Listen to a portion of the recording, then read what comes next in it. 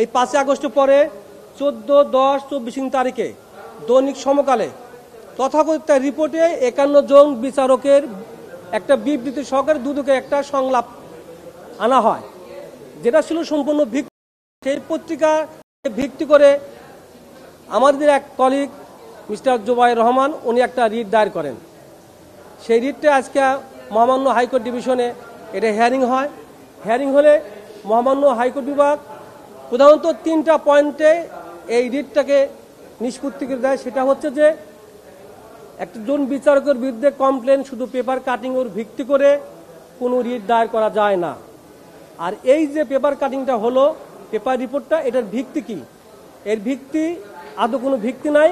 কারণ এই যে তথাকথিত যে একটা ইনভেস্টিগেশন হবে, সেই ইনভেস্টিগেশন করতে হলে একটা চেয়ারম্যানের অ্যাপ্রুভাল লাগে, সেই অ্যাপ্রুভালও ওই পেপারে ছিল না।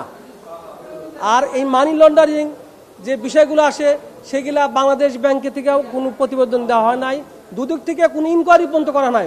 অথচ ওই সমকাল পত্রিকাটা এই ভিত্তিহীন যে নিউজটা ছাপা হয়, সেই নিউজটা ছাপার ভিত্তিতে মিস্টার জুবাইর রহমান কর্তৃক দায়েরকৃত রিট দায়ের করে বিচার বিভাগকে কলুষিত করার এবং ধ্বংস করার শেষ প্রচেষ্টা পর্যন্ত চালানো হলে মহামান্য হাইকোর্ট বিভাগ সেটাকে সুসংহত করে।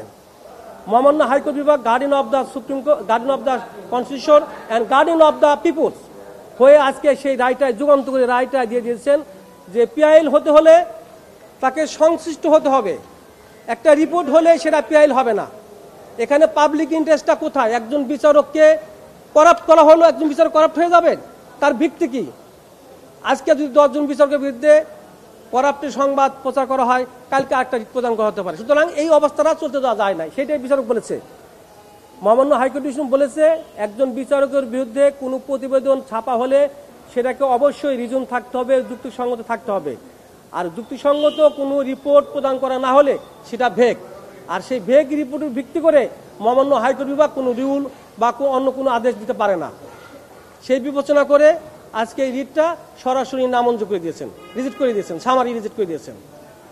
আমি মনে করি যে সুপ্রিম কোর্ট গার্ডিয়ান হিসাবে আজ বিচার বিভাগকে একটা স্বাধীন উচ্চতায় নিয়ে গেছেন এবং এই যে 51 জন যারা জুডিশিয়াল হাই অফিসিয়াল, এদের বিরুদ্ধে যে তথাকথিত দুর্নীতির অভিযোগ আনা হয়েছিল সেটা সমূলে ধ্বংস হয়ে গেল। সুতরাং আজকে যে বিচারকের বিরুদ্ধে যে ক্লেম, সে ক্লেম আর থাকলো না। না, রিপোর্টের কোনো ভিত্তি নাই, রিপোর্টের ভিত্তিতে কোনো রিজন দেখানো হয় নাই।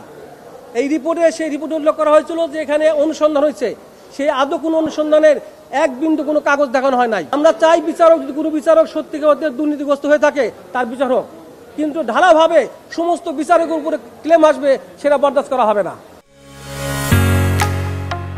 ঢালাইয়ের সেরা প্রিমিয়ার সিমেন্ট।